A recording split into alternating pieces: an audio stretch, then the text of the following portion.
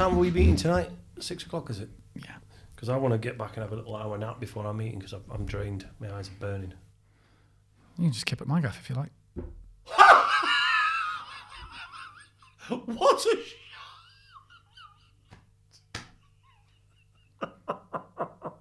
Is that the tissue you've just blown your nose with? Yeah. I didn't think it'd go in. That's good angles. Come on. I should do this. I've got skills. Sharky, is Blake Harrison from The In-Betweeners available? I can't do this anymore. That is rancid. It's all right. You have some of it back. You rotten. What a shot, though. You rotten little. Still got it. Luke Little has got fuck all on me. You gross little heathen. Right, let's do it.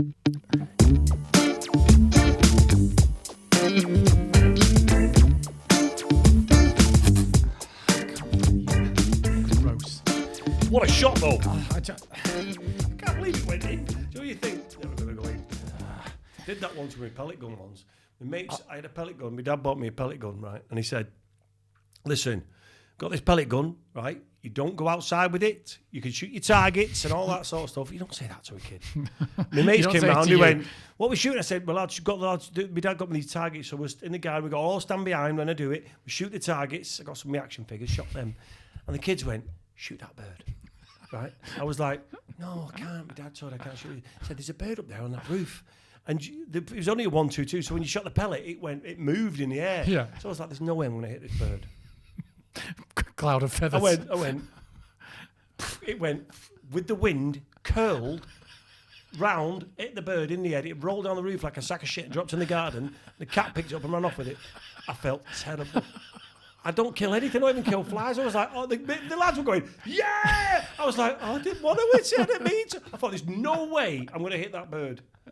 Right. I felt terrible. So Peter are going to sponsor our next episode. And Sponsored by the RSPCA. Anyway, as I was supposed to have said before any of that, welcome to a Swift Half. This is 2 pints with Will and Ralph, a Swift Half. And it's basically been you just being a little I didn't think it'd go in and I threw it and it went in. Have you ever done that? Have you ever? I test myself a lot with stuff. You test me a lot. Go on. No, do you know, like, there's something to go in the bin and there's a bin on the other side of the room. Yeah. And then you've got a bottle in your hand, an empty water bottle. Do you do this though? If no one's if it goes in and you're like, you walk away, you're like, nailed it. If no one's watching. And if it doesn't go in, you just go, I wasn't even bothered anyway. No. But I'm furious. So do you know what I do? Go and pick it up. Oh, I'll try again. And go back to the same point. The same spot, yeah. Yeah. So, Matt, I don't care. I'm going back 10 times. I could be late for a hospital appointment. I could be late to pick up a loved one from a hospital appointment. Do you know what I think it is? Of like, we were talking about before about me with the pellet gun and stuff, and when you're a kid and, you know, peer pressure and, you know, that I knew, like, my dad was quite strict with me and would be very happy to give me a crack and tell his mates to hit me as well if they saw me ever doing anything wrong. So I'd be like, listen, I've told them if they see you pissing them out, they're going to give you a crack and all. Basically, so he sort of ruled by fear, which was a good thing because it meant there was eyes on me at all times. So if he said, don't go there was a place called The Rocks where we grew up. I've told you this before. Yeah. And I wasn't allowed on The Rocks. And he said that's where the glue heads hang out. Glue heads. Didn't know what that meant. They've gone out of fashion now, haven't they? I know. Glue heads, what happened to them? You don't see glue heads anymore, do you? No. It's like saxophone music in 90s films. You just don't hear it anymore. You don't see them. You don't see them with them runny noses anymore and a bag of glue over the face. No. I miss it. Yeah. But did you ever go to The Rocks? No. Well, no. I used to walk past and be jealous, and all my mates would be sat there chatting, and I wasn't allowed to. It was a bench on some rocks outside some shops. It wasn't like full of drug heathens, but my dad, I must have seen one there one time. And don't hang around on the rocks. Anyway, so I don't know what it is, because even with that fear, there's always that little boy in the back of your mind going, go on, do it. Do it. You got to do it. And that was with the pellet gun, because for one, I don't kill anything. I don't condone killing anything. I don't like it. even flies. When I shot that bird, I felt terrible. So my dad didn't have to punish me. He never found out anyway. But he didn't have to punish me. Yeah. Because I punished myself.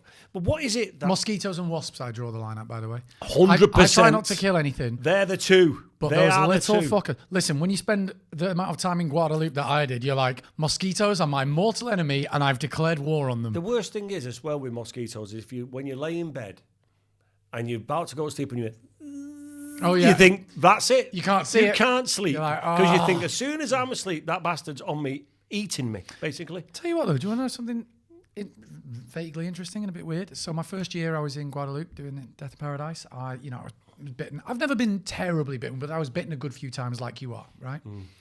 Second year, a little bit less. By the time I went out for the third year, didn't get a single bite. Is that because they're sick of you?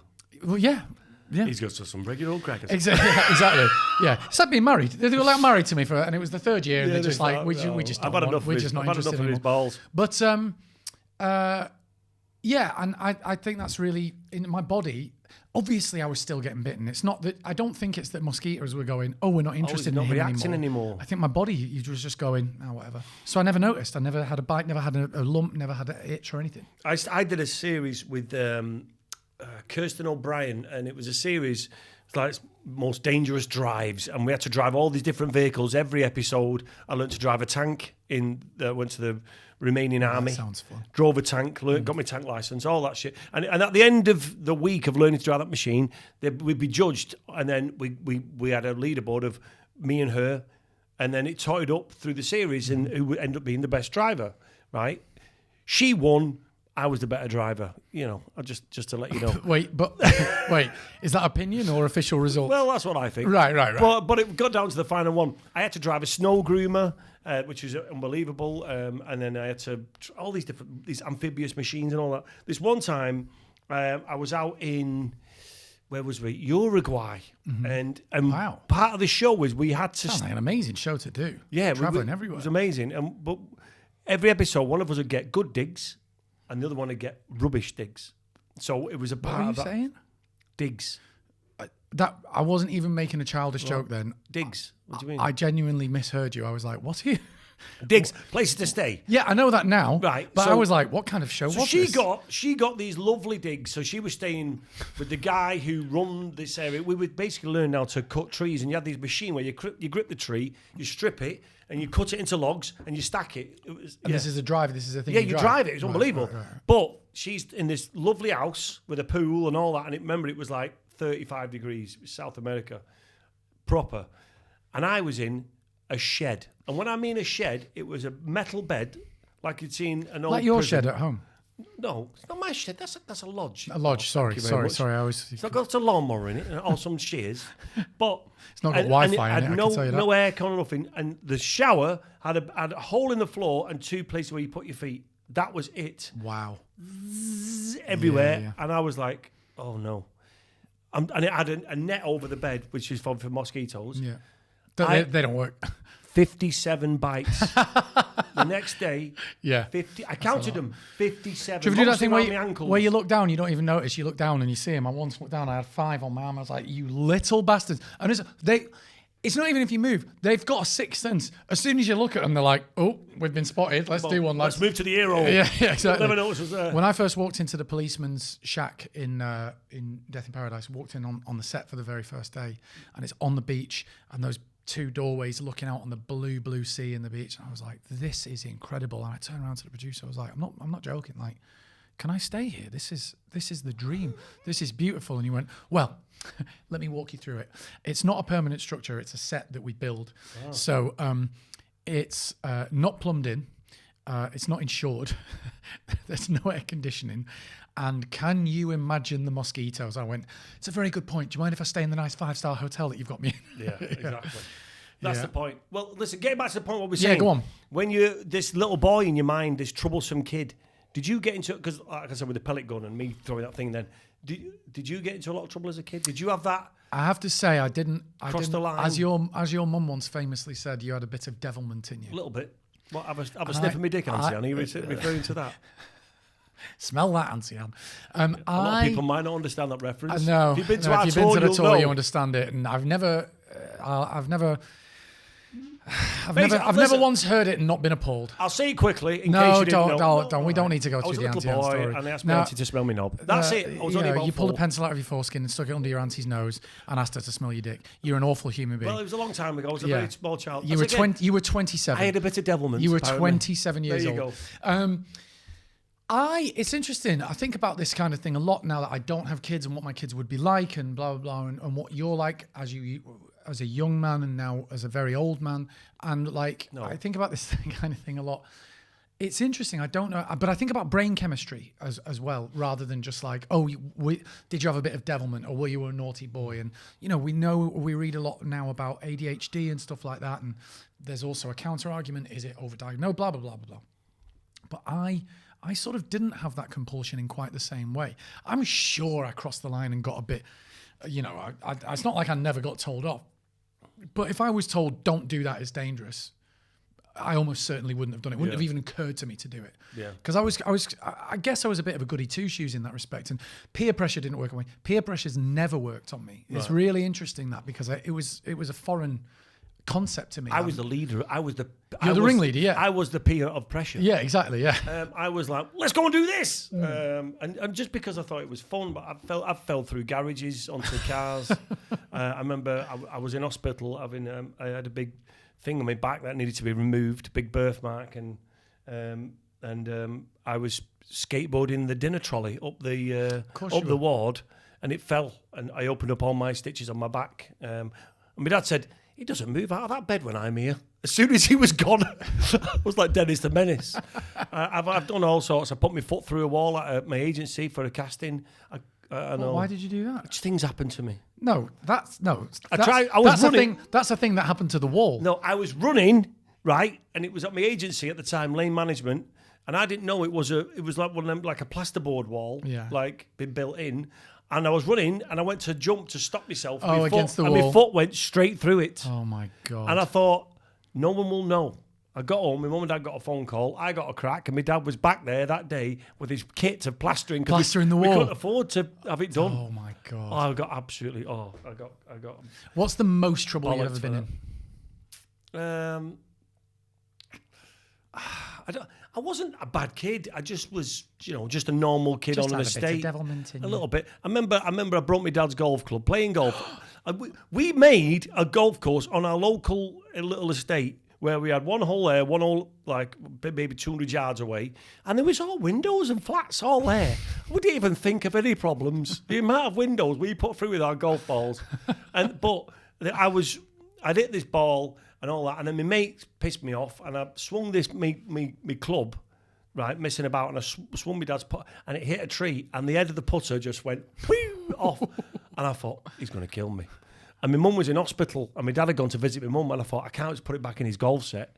So I rang my mum at the hospital. I remember no mobile phones. They brought the phone to her, mainly for emergencies. Yeah, of course. But I thought, I need my mum on side. Yeah. Recruited her early. What's up, love? I was like, Mum, yeah, exactly. Mum, I feel terrible. I don't know how to tell Dad about I know, this. exactly. Yeah. I went to hit the ball, and the club hit the floor, and he snapped, and Dad's going to kill me. And my mum's going, he's crying here, Bill. He thinks you're going to go mad. I bet he bloody is. Yeah. I bet he bloody is. The cheeky bleeding get. Do you know your mum's ill in here? And you're ringing about a pissing golf club. Wait till I get home. She's like, leave him, Bill. So you got in more trouble for ringing your mum about the golf club than you would have done for They're your granddad's clubs, them. I've had them for bleeding years. One day you've had it. Anyway, it softened the blow because it gave him time to think about it. Now, the problem with my dad's temper was it would be quick. It'd be, quick. If he had time to think about it, it wouldn't be as bad. Or it'd be worse. But most of the time, he would feel bad afterwards. Was he quick? And actually, I'm about to ask about you. Was he quick to temper, but then quick to... So I used to be like... we keep talking about how we're older, but I'm a very different person now than I was 10 years, 5 years. I'm probably a different person now than I was 2 years ago. And I feel like I've said this before. Yeah. For me, watching you and being with you doing this podcast, I feel like I've said before, you're kind of a more thoughtful person than you were even when we started the podcast. So people grow and change and whatever. But back in the day, I was quick to temper, and I'd be like, I'd get so angry. Say unreasonable things as well when you're angry. Oh yeah. Oh, I used to have the ability to like I could verbally eviscerate somebody in seconds. I've seen it, Ralf. I've seen it. Yeah, probably. Yeah, you remember. You know you've known me a long time. But I grew out of that. But I grew out of it by like not dealing with it, but like suppressing it, if that makes sense. Yeah. So I got a bit older and I was like, you can't do that, mate. You can't do that. So then I'd just be like, oh, nothing bothers me. And I wouldn't. Yeah.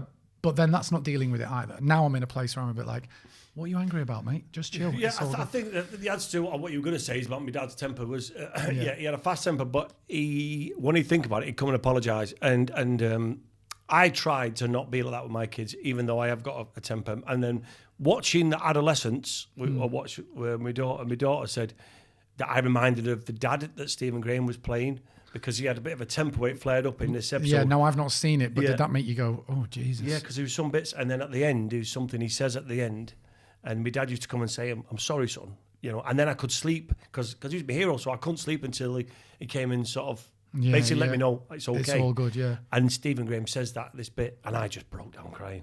Because everything came back about my dad, and it was weird, and that was only like last night, so yeah. Yeah, we sort of haven't covered the fact that yes, I was a bit of a delinquent child, but I wasn't a bad kid. Child. I just like to get up to stuff like anyone does on an estate. But that it's weird, isn't it? The traits you carry on from your parents.